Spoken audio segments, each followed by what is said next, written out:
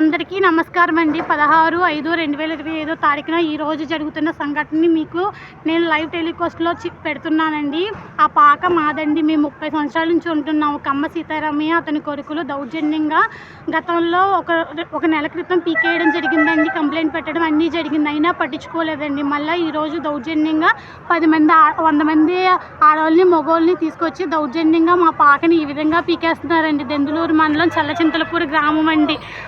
అదేమి అంటే మా మీదకి వచ్చి గొడవలకు వచ్చి కయ్యాలాడేసి హింసిస్తున్నారండి. మా తల్లిదండ్రులకి మేమేమో ఆడపిల్లలు అయిపోవడం వల్ల ఏం చేయలేని పరిస్థితి అండి.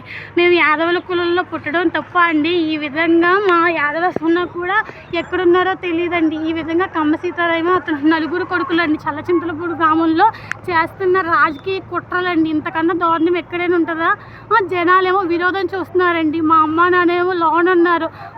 ఎంతవరకు పోరాడతామండి మేమైనా? అదేంటి అని ఫోన్లు వీడియోలు తెస్తుంటే మా అక్కనేమో ఉడికించి ఆడవాళ్ళ చేత ఉడికించి కొట్టేస్తున్నారండి. లేదా మా అక్కని ఫోన్ లాగేసుకోమని చేస్తున్నారు. ఇంతకన్నా దౌర్జన్యం ఏమైనా ఉంటుందా అండి? అసలు ఒక చల్లచింతలపూడి గ్రామంలో మాకు జరిగినంత అన్యాయం ఎక్కడా జరగదండి. ఆ పోలీసులు ఎవరూ రెస్పాండ్ అవ్వట్లేదు.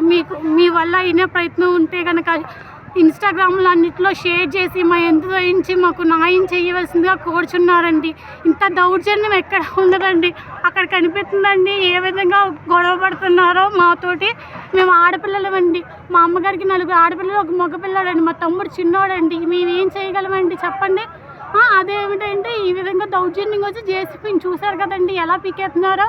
ఇంతకన్నా దారుణం ఎక్కడైనా ఉంటుందండి? మాకు మీటర్ ఉంది, అన్నీ ఉన్నాయండి. ఇందులో సుధాకర్ అని అతను కూడా చల్లచింతలపూడి గ్రామం సుధాకర్ అతను కూడా ఉన్నాడండి. కమ్మ సీతారామ అతను 4 కొడుకులండి. తీర్పు వచ్చేదాకా ఆగొచ్చు కదండి. కోర్టులో కేసు ఉన్నాం కానీ ఎందుకు ఇంత దౌర్జన్యం చేయడము? దౌర్జన్యం చేయడం ఏంటండి? కోర్టులో ఆల్రెడీ మా ఎందుకు సాక్ష్యం చెప్పారు, మాకే చెల్లిపోద్దని. కోర్టులో దౌర్జన్యంగా ఈ విధంగా వచ్చి జేసీపీతో మా పాకని పీకేస్తున్నారండి. ఆఫ్ చేయడానికి ఎవరు రావట్లేదండి. మేము 30 సంవత్సరాల నుంచి ఉన్నామండి ఇక్కడే.